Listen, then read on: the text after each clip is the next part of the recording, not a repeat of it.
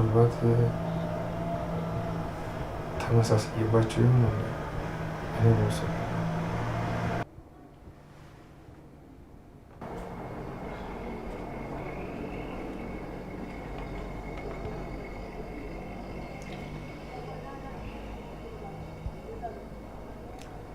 ሄሎ ቢኒዬ፣ እንዴት ነው? ደህና ነኝ ናት።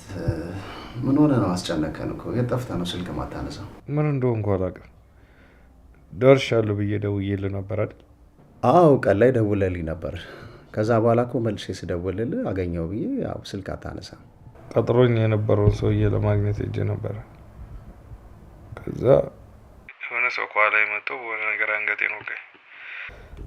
ከዛ ሰውዬውን ማየት አልቻልኩም። ስነቃ ራሴን ባዶ ክፍል ውስጥ ወድቄ ነው ያገኘሁት።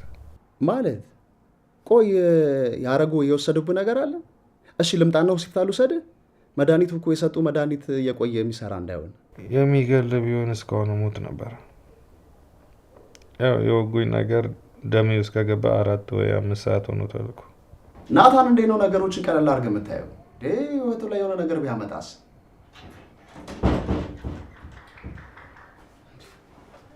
አጎቴ ምን ተፈጥሮ ነው እንደዚህ ጮክ የምታወራው?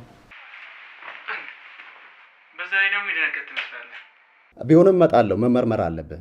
እውነቴን ነው እንዳመጣ ቢኒ እና ገነትም እንውሰድ ብለውኝ ነበር። እምቢ ብያቸው ነው። ናት፣ ቆይ ወስደው ምን ያደረጉ ይመስላል? እሺ ቆይ ስትነቃ ያየው የተለየ ነገር የለም? እንዴት እስከዛ ልታመልጥ ቻልክ? ቤት ውስጥ ምንም የተለየ ነገር የለም። አግተውኝ ነው እንዳል እጄም አልታሰርም፣ የተወሰደብኝም ነገር የለም። በሩ ራሱ ክፍት ነበር። ከሰውነቴ ምንም የጎደለ ነገር የለም። ምናልባት ሰው ተሳስተውም ሊሆን ይችላል ብዬ አሰብኩ። የነበርኩበት ሰፈር ማላቆ ሰፈር ነበር። ፈጣሪ ወይ ምን ነው እንደዛ ባደረገ።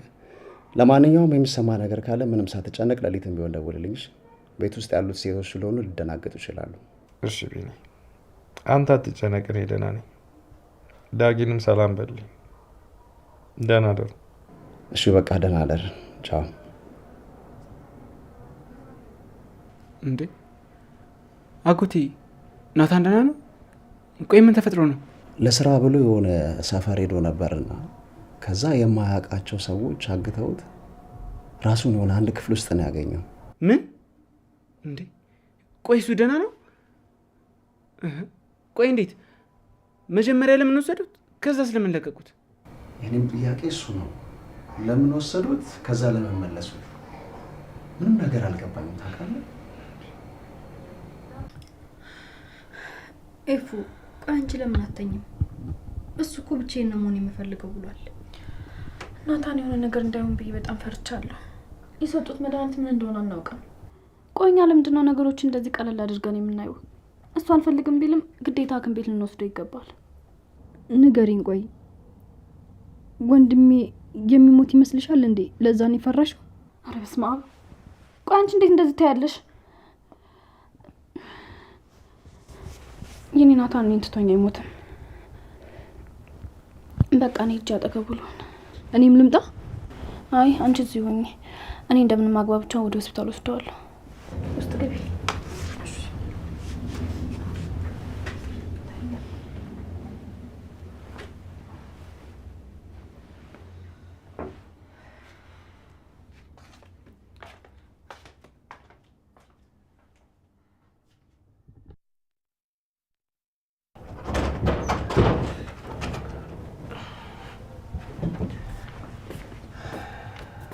ናታን የኔ ልጅ ምናልባት እኮ የወጉ ነገር መርዝ ከሆነ ብዬ እንዲያከሽፍልህ ወተት አመጣው።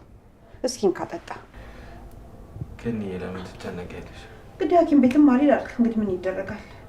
እኔ እኮ በጣም ደህና ነኝ። ግን አንቺ ከጎናችን ስትሆኚ በጣም ጠንካራ እንሆናለን። አመሰግናለሁ። ተው እንጂ የኔ ልጅ፣ እኔ እኮ ለራሴ ብዬ ነው እዚህ ቤት የቆየሁትም። ምንም ነገር ባድርግ ለራሴ ነው፣ ለኔው ጥቅም።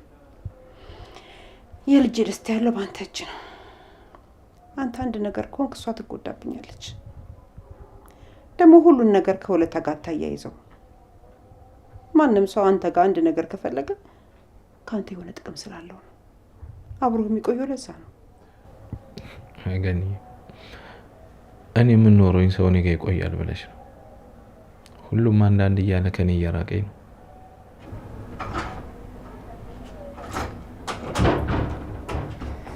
ገኒ እዚህ ነሽ እንዴ? አዎ ለናታን እኮ ተይዤለት መጥቼ ነው። አንቺ ግን አልተኛሽም ነበር እንዴ? እንቅልፍ እምቢ አለኝ። አሁንም አመጣጤ እሺ ካለኝ ሆስፒታል ወስደው ነው። አይ አሁንማ ተሻለኝ እያለ ነው እንግዲህ።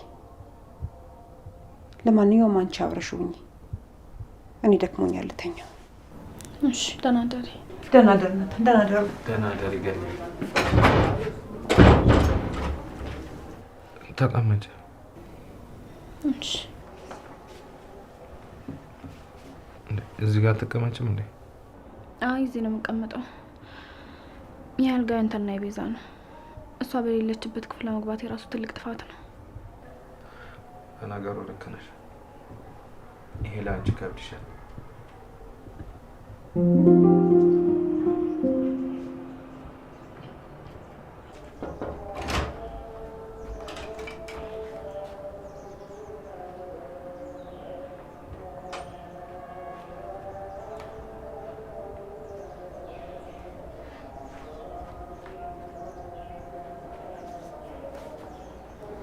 የኔ ስስቶች እንዴት እንደምታምሩ።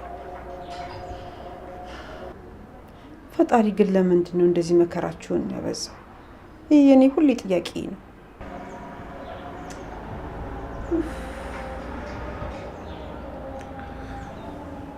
ግን ደህና ነሽ?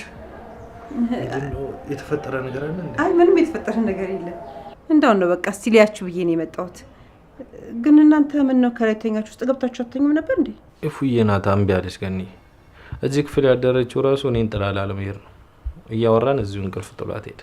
ቤዛ ክፍል የባለትዳር አልጋ ላይ አልተኛም አለች። እኔ ግን ባለትዳር ሲሉኝ ብቻ ነው ባለትዳር መሆን የራሱ ትዝ የሚለኝ። እሷ ልክ ናት። የባለትዳር አልጋ ላይ መተኛቷ እሷን ያሰድባታል። በነገራችን ላይ አንተ እንዴት ነህ? የሚሰማ ነገር አለ እንዴ? አይ ገኒ ተኝቼ ነው ያደርኩት። አሁን ላይ ምንም የተለየ ስሜት አይሰማኝም።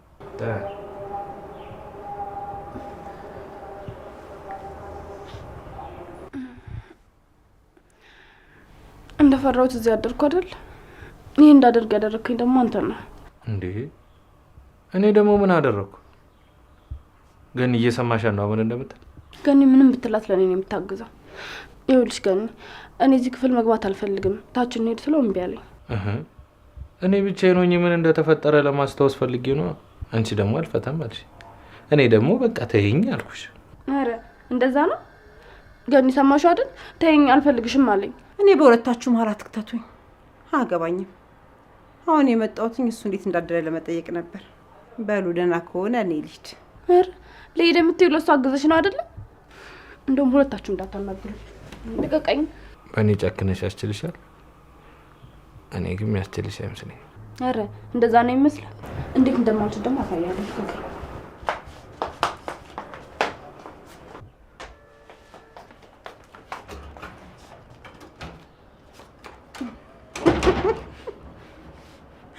አንተ ልጅ ግን ልጄን አናዳ በኋላ ነጭ ጸጉር ብታወጣ ዋ ነግሬያለሁ። ስትናደድ ግን ደስ ትላለች። አረ ካሁን በኋላ እናዳትና ውርድ ከራስ ያለቅህም። እሺ ገኒ እንደዛ አላደርግም። እንኳን እኔ ሌላ ሰውም እንዲያናዳትና እንዲያበሳጫት አላደርግም።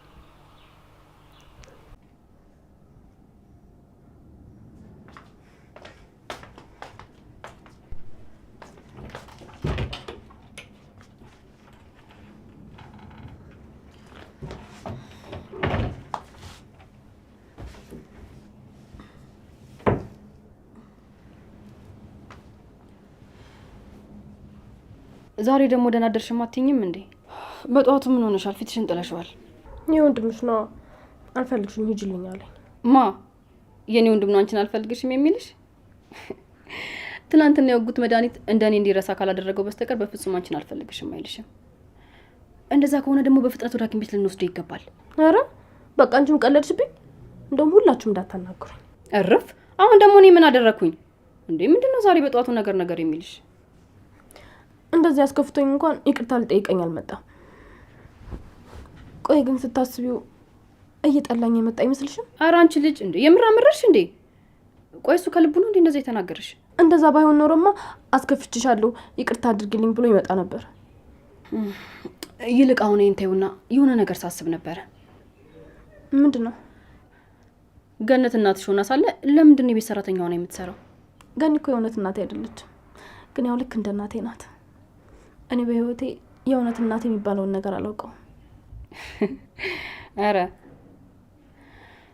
ምን እናትሽ የቤት ሰራተኛ ስለሆነች አፍረሽባት እየካርሻት ነው ወይስ ይቅርታ አላደረግሽላት? ግን እኮ በቃ በሰዓቱ ልጅ ነበረች፣ ተደፈረች፣ ከዛ ወለደችሽ። ማሳደግ ስላልቻለች እዚህ በር ላይ ጥላሽ ሄደች። ግን እኮ አልተወችሽም አይደል እንዴ? ተመልሳ መጣ እዚህ እንደገና የቤት ሰራተኛ ሆና